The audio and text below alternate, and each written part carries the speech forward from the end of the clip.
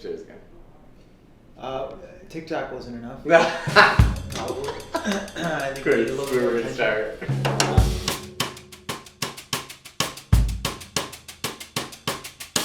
Quarantine hit.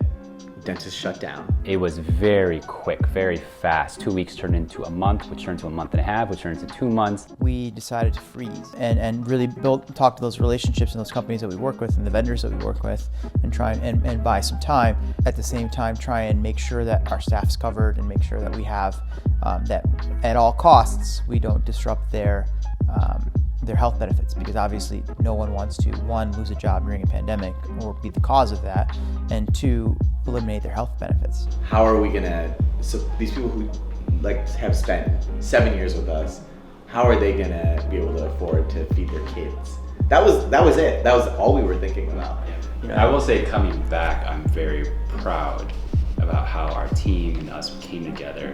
And I'm really proud of the fact of how we really tried to do right by our staff. We really didn't technically fire anyone when this first all started.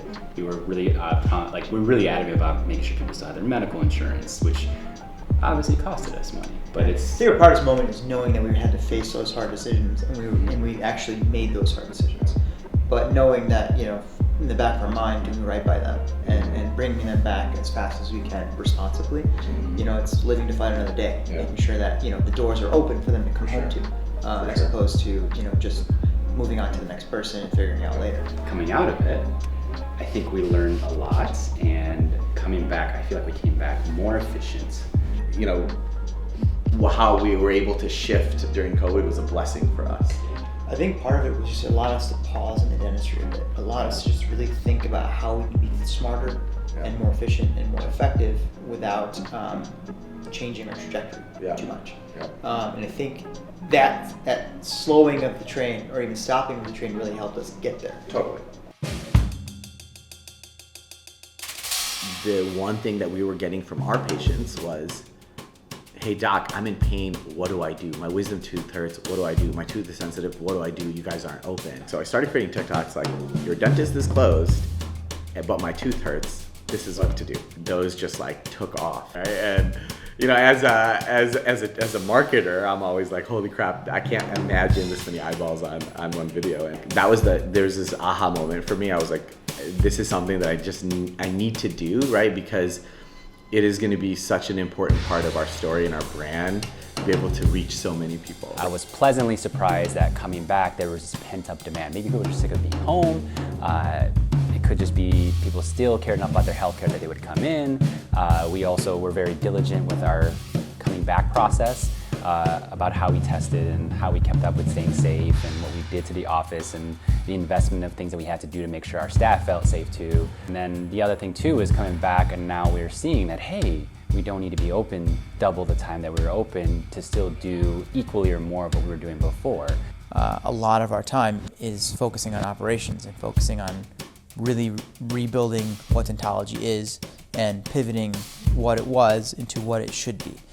So we analyze financial efficiencies, we analyze staffing efficiencies, staffing models, patient experiences, and where we want to grow our company from there.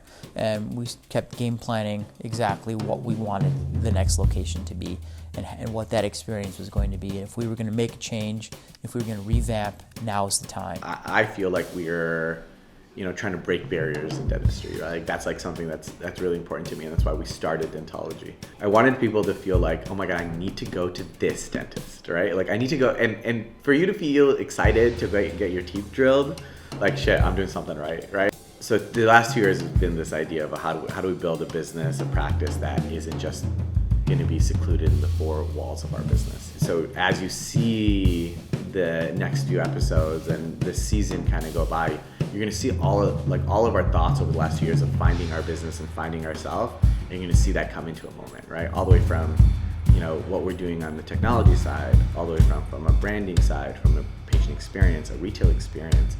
These are things that we have always thought of, right? And never had the chance to really execute. And this is the moment that we're going to do it. So, I want to show you guys inside. Welcome in.